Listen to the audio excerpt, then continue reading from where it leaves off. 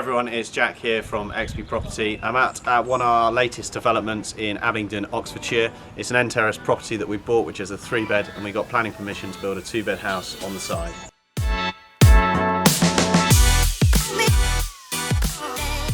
Come and have a look inside. So on the ground floor we have the kitchen, utility, bathroom and living room. So have a quick look into the kitchen here on the left. So we've gone for a slim profile worktop. A nice clean white and sort of slate grey finish with black finishing touches. This is a standard Howden's kitchen with an integrated fridge and appliances. Moving into just a bit of storage where we have the electric wet system boiler and the utility space, which can fit a washer dryer underneath the counter. Into the ground floor WC toilet. Living room, which has nice doors out onto the garden.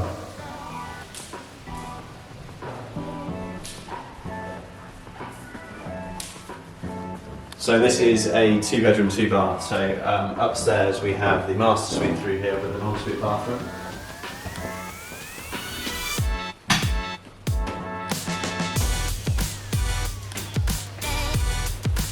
To the main family bathroom with a bath, a nice small reset.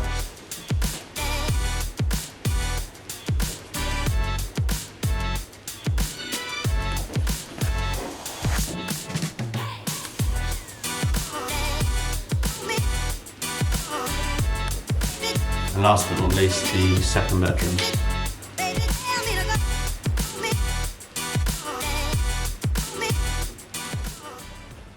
We've listened to Jack showing you around the house and all the pretty stuff that we've done. I will now talk you through some of the more technical details about the project.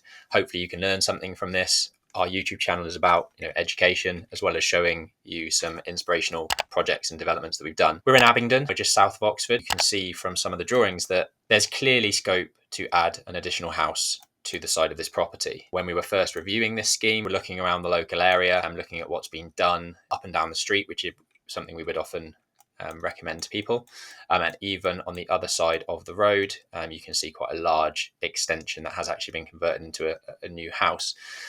So looking at our site, which is this one, there's clearly lots of scope to do something similar to the left. So we negotiated a decent price for this, and we bought it £310,000, which means we're getting the side for next to nothing almost when we work out the figures. So you'll see from the floor plans that we can pop up on the screen now.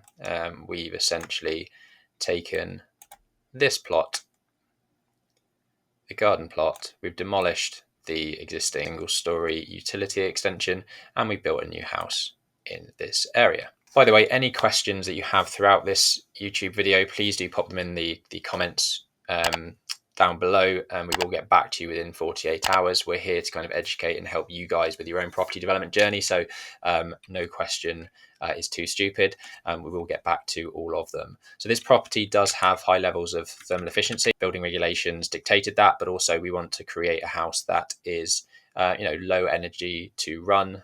We've installed solar panels to the roof, which generates about 35% of the house electricity usage. We've also installed an electric boiler. The government are phasing out the installation of new gas boilers from 2025, so we're kind of jumping ahead of the game. It's just like a normal gas boiler. It's connected to a standard central heating system with wet radiator system. It operates just like a gas boiler. It's just taking 1 unit of electricity and generating 1 unit of energy out the other side, whereas a gas boiler might be 90% efficient. One of the benefits here for us as a developer for not installing a gas boiler is that we're saving £3,000 to £4,000 on a new gas connection. So we're basically offsetting a potential higher running cost with an electric combi boiler with the solar panels on the roof. So the PVs generate 35% of the house electricity usage, as well as making use of the electric boiler. The key things that we had to do, because this is a new build, for those that haven't been through this process, again, we have to do an air test. So essentially that's someone putting a big fan system on the front of the front door, blocking up any openings for soil pipes, and basically pumping the house full of air to pressure test any leakage. So obviously, if you've got a leaky house like the old Victorian properties, very leaky around the windows, you're going to be losing a lot of heat that way. So the lower the value you get from your air pressure test, the less air leakage there is, the better performing thermally the property is going to be.